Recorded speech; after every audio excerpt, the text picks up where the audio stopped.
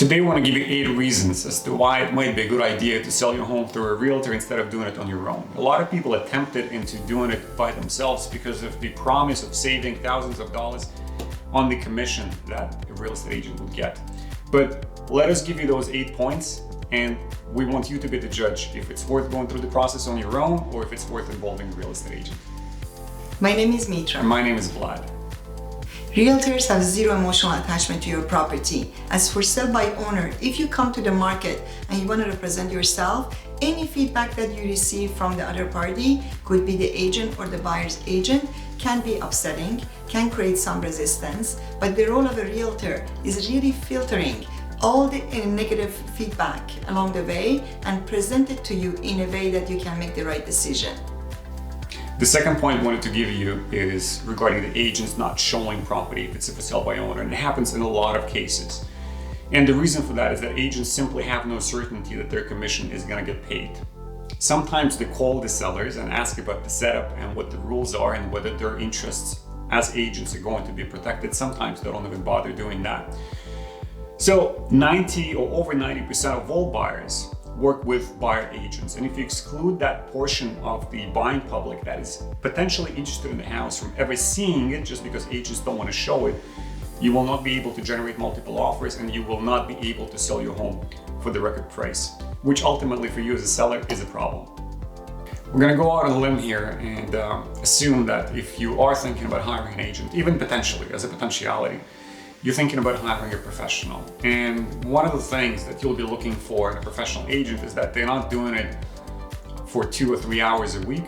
They're not combining this engagement in real estate with the full-time work that they have on the side, and they fully dedicated and committed to their craft. So over the years, they've accumulated experience and the network, and they have know-how and how to negotiate, and this is who you're gonna have.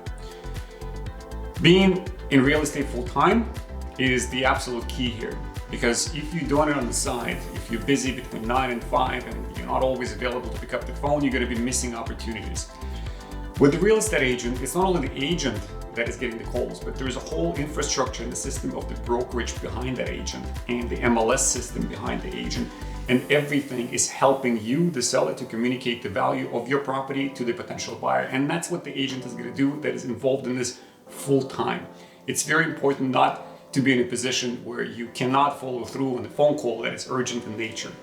It is very important not to be in a position to have to text to whoever is buying or potentially buying your property that you're going to call them in 2 or 3 hours because they may scoop over to another property and the opportunity is going to be lost.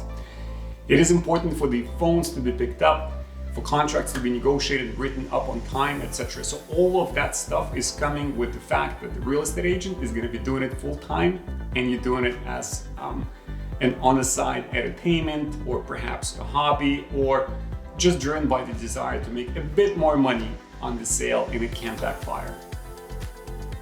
Another point is that realtors have a large network.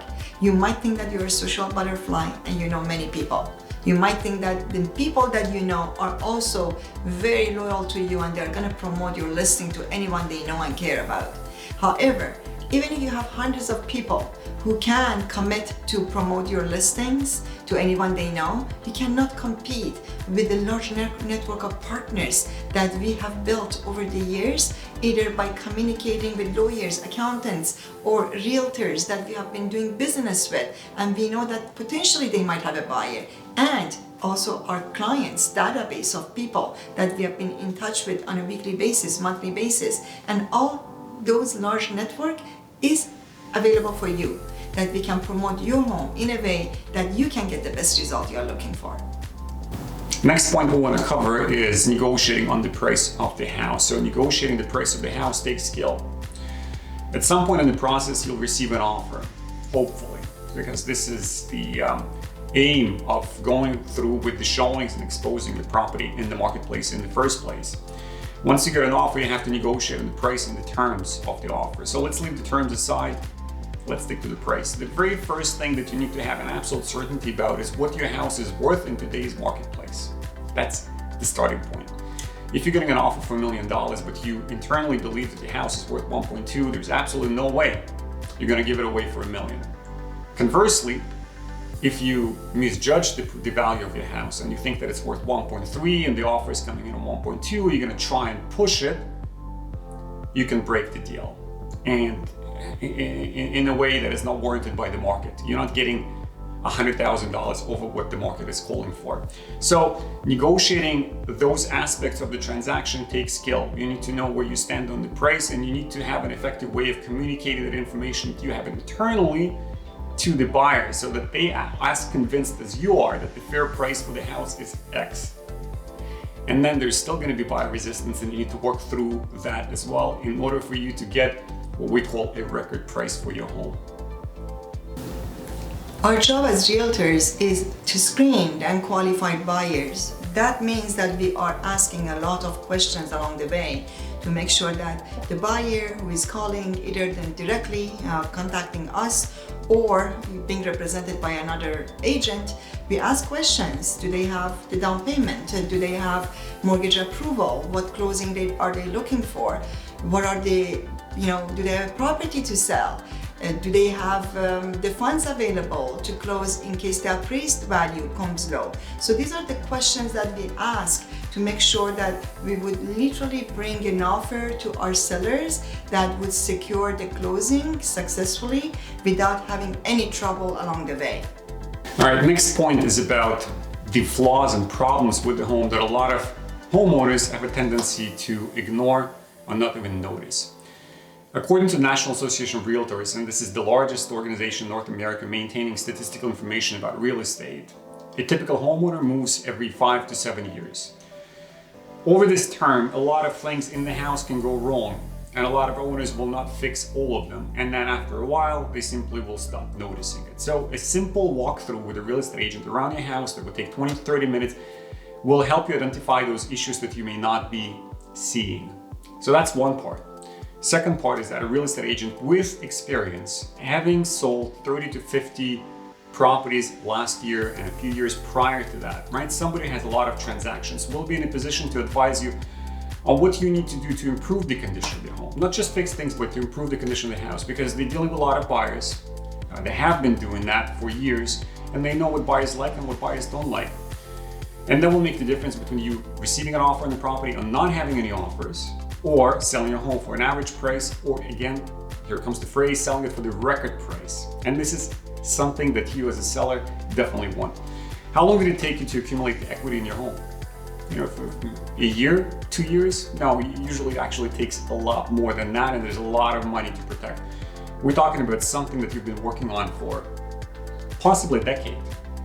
And you're gonna dismiss all this hard work that you've put into the property, all the savings that you were diligently putting into the house, all the things that you've been changing with an eye towards improving it and improving the resale value of the house over the years, and you're just, gonna ditch that and say, no, doesn't matter. I'd rather not notice certain things that are wrong with the house. I'd rather not make any improvements, no matter how little they cost, to bring that house to the next level and try to attract that one extra buyer that will pay that extra $100,000 for the home. So of course you want to go through those simple things to change, and you want to have an expert eye looking at your property and helping you improve it.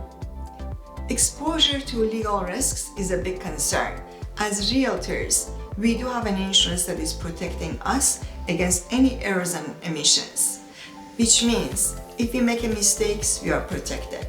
If the seller makes a mistake to disclose some information to us, we are protected, both sellers and listing agents. However, if you are representing your property yourself without that insurance, it could be very costly if you make the same mistake, if you forget to disclose some information that is crucial to disclose to the buyer.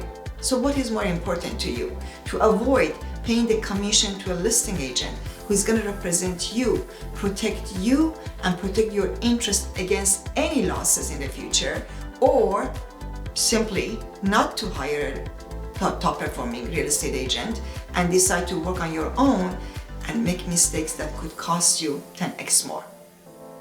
It's time for us to wrap this up, and we've given you guys 8 points to consider whether it's worth working with a real estate agent or if you should start selling your home on your own. And in our view, it's unequivocal. It is better to work with a top performing team or top performing agent. We are a team, so there's a lot of benefits to working with us because of all the knowledge that we bring to the table. And think about it from this perspective. An average house in the GTA sells for what, 1.3 million? 1,242,000 Okay, right now. 1,250,000 say. Yeah. 1,250,000. This is no chump change. It's a lot of money. If you're an adult and you're learning how to inline skate, of course you're going to put protection on yourself to make sure that you don't scrape your knees or blow out your elbows. If you are learning how to drive, it's much safer to learn to drive in a clunker as opposed to a super expensive car. And the list of examples we can give you is endless, and it's the same here. If the average price point of a house in Ontario is 1,250,000 on the GTA Greater Toronto area, and you playing or treating it as a potential playground just to test your skills, test the market, you're really risking tens of thousands of dollars, if not hundreds of thousands of dollars in potential losses or potential liability if you're not involving a real estate agent. So this is something to seriously consider. If you would like to know more about how we can help you to get your top dollar for the sale of your home, feel free to reach out.